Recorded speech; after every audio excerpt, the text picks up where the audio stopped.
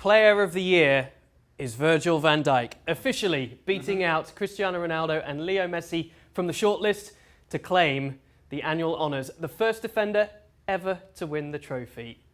Is it deserved? Of course it's deserved.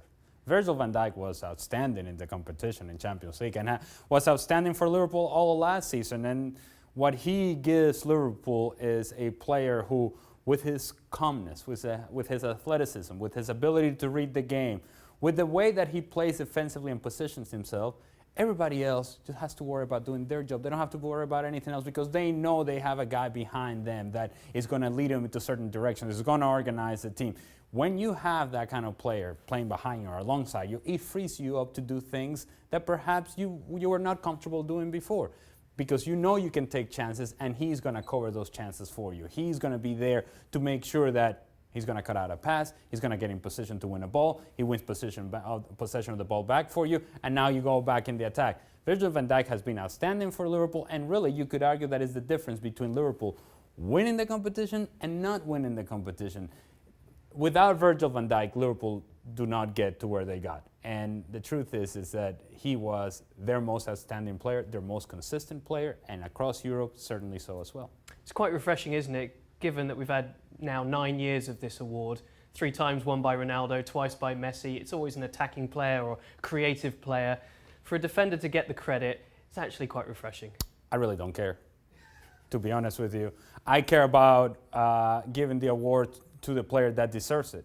So it doesn't matter to me whether it's an attacking player or a defending player. It doesn't matter to me whether we feel bad that we're giving it to Ronaldo and Messi, so shall we find somebody else? No, I don't buy that rhetoric whatsoever. What I care about is, all right, without this guy, can this team win?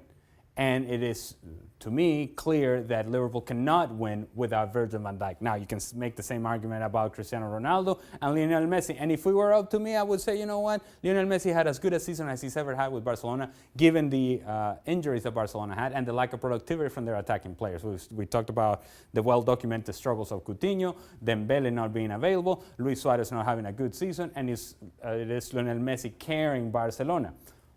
But I still think that on the whole, given that Virgil van Dijk and Liverpool went on to win the competition, that Virgil van Dijk deserves this award.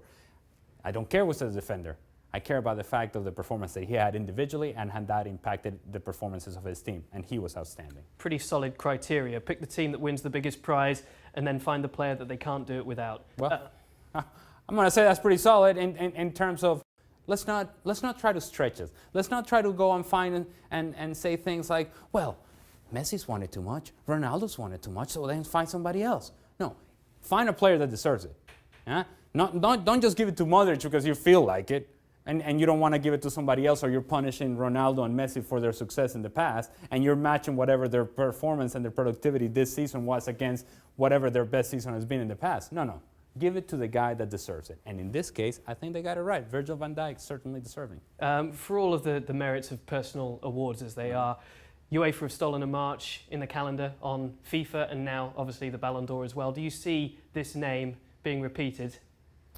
Maybe so. It's a balance of the year. And so then people will say, well, did he win his league? Well, no, he didn't. And so then you can go down that argument if you want to do that. And then you look at the numbers, and it's impossible to ignore some of the numbers coming from Messi and coming from Ronaldo.